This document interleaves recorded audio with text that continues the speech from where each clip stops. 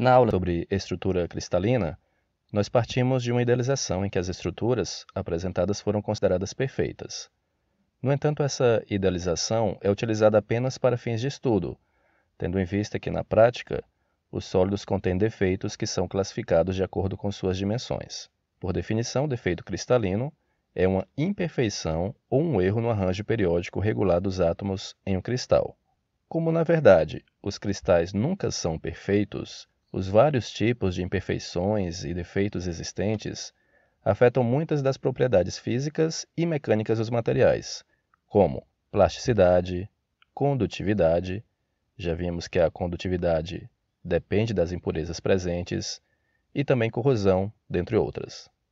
Mesmo em concentrações muito pequenas, os defeitos podem causar mudanças significativas nas propriedades do material, mas isso não significa dizer que eles sejam indesejáveis.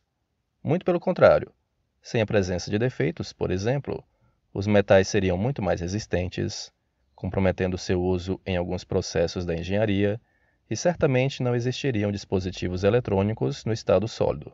Nesse sentido, características específicas podem ser obtidas pela introdução de quantidades controladas de defeitos na estrutura dos materiais.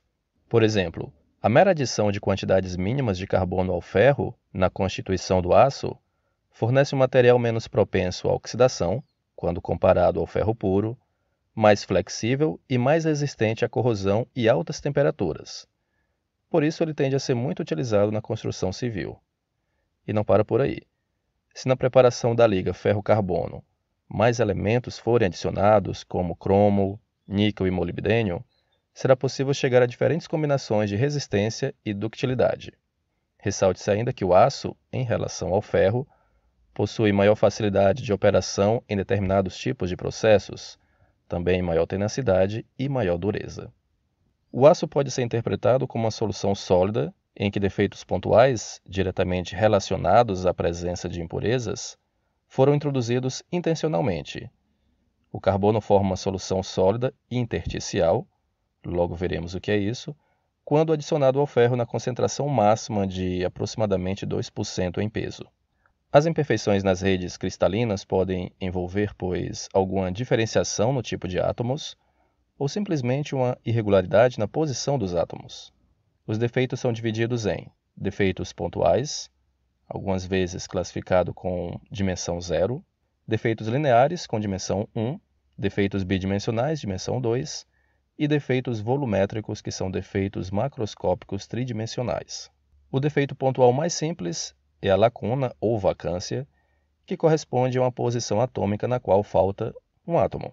As lacunas podem ser formadas durante a solidificação, se ocorrer algum tipo de perturbação pontual durante o crescimento dos cristais, ou podem resultar da própria mobilidade atômica durante algum processo de rearranjo dos átomos do cristal. De um modo ou de outro, todos os sólidos cristalinos contêm esse tipo de defeito, pois não é possível criar materiais livres de lacunas. O interessante é que as lacunas constituem o único tipo de defeito que, por estarem em equilíbrio com o cristal, podem ser mensuradas. O número de lacunas para uma dada quantidade de material é função da temperatura e obedece à equação NV é igual a N elevado a menos QV sobre KT, onde N é o número de átomos, ou de sítios atômicos, T é a temperatura absoluta, K é a constante de Boltzmann, e QV energia de ativação para o defeito, ou seja, a energia necessária para a formação de uma lacuna. Matematicamente, essa equação indica que quanto maior a temperatura, maior a vibração atômica e maior a probabilidade de aparecimento de vacâncias. Em alguns casos, o átomo de um cristal pode ocupar um interstício entre átomos vizinhos que estejam em posições atômicas normais, como átomos de impurezas preenchendo interstícios entre átomos hospedeiros. Lembrem-se do que falamos há pouco sobre a solução sólida constituída pela liga ferro-carbono. Este também é um tipo de defeito pontual, encontrado em soluções sólidas, e chamado de autointersticial ou simplesmente intersticial. Nos materiais metálicos, um átomo intersticial tende a introduzir grandes distorções na rede cristalina pelo fato do tamanho do átomo ser maior que a região onde está localizado. Por conta disso, o aparecimento desse defeito é pouco provável, existindo apenas em quantidades bastante inferiores à quantidade de lacunas.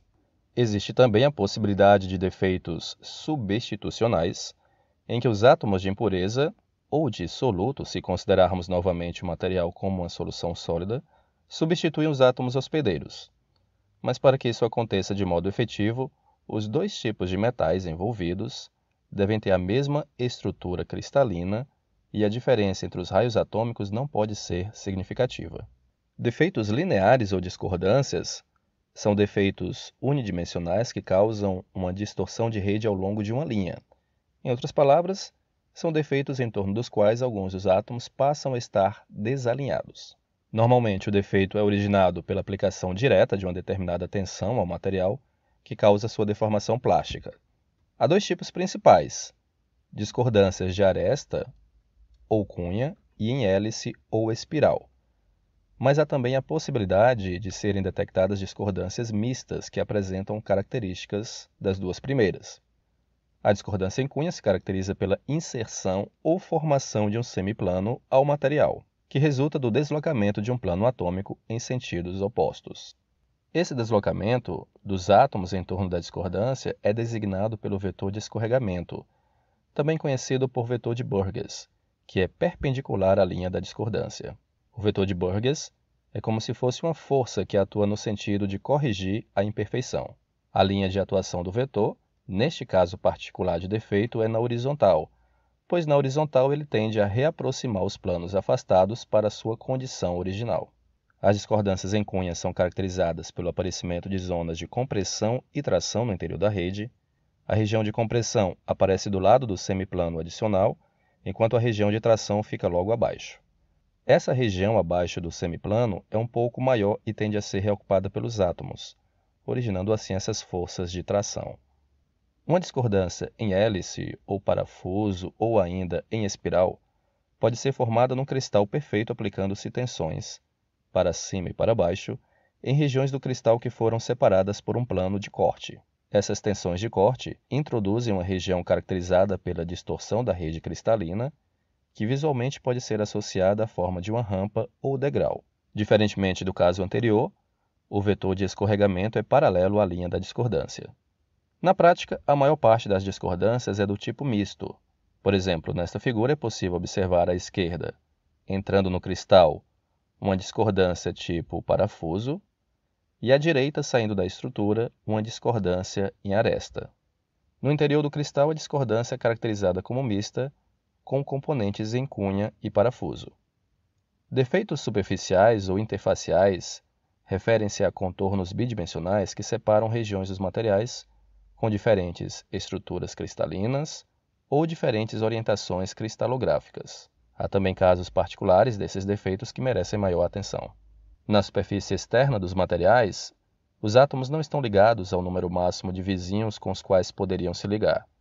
Sendo assim, podemos dizer que esses átomos superficiais apresentam ligações químicas insatisfeitas. Como resultado, eles se encontram em um estado de energia mais elevado que os átomos internos à estrutura, criando uma energia superficial. Quando possível, os materiais se organizam de modo a reduzir a área total da superfície. Os contornos de grão, muito estudados na metalurgia, são contornos que separam cristais ou grãos de diferentes orientações cristalográficas. Eles são identificados em regiões onde se observa alguma alteração da orientação cristalina de um grão para outro vizinho. Por exemplo, na figura, é possível constatar agrupamentos de átomos em que há variações de orientação cristalográfica da ordem de alguns graus. O contorno de grão é identificado como essa delimitação que percorre toda a região entre átomos adjacentes com orientações distintas. Como essas orientações entre cristais adjacentes podem ocorrer de várias formas e ângulos diferentes, os contornos de grão propriamente ditos são aqueles em que a desorientação é superior a 10 graus.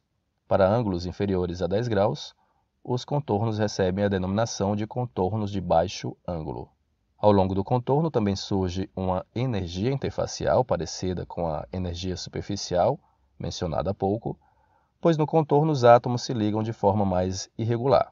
A energia interfacial, que pode ser associada aos contornos de grão, revela algumas consequências práticas.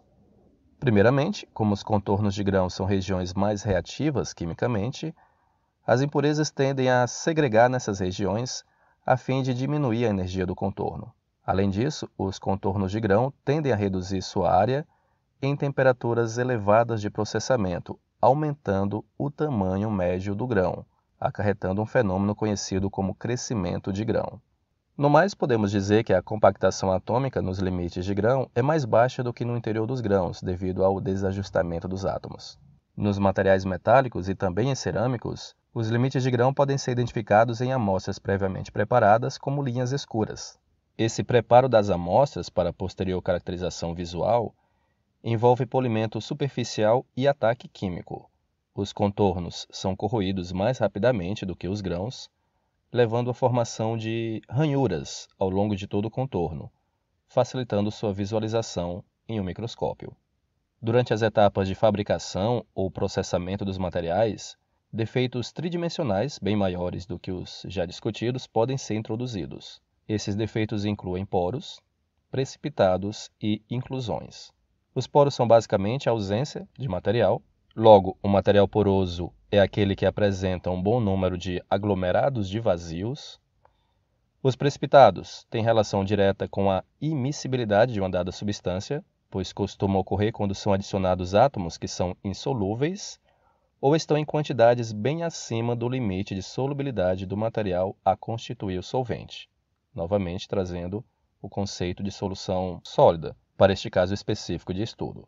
E as inclusões, por sua vez, referem-se a todo e qualquer material estranho cujo aparecimento não tenha sido intencional, podendo resultar de reações paralelas com o oxigênio do ar ou com componentes da própria matéria-prima.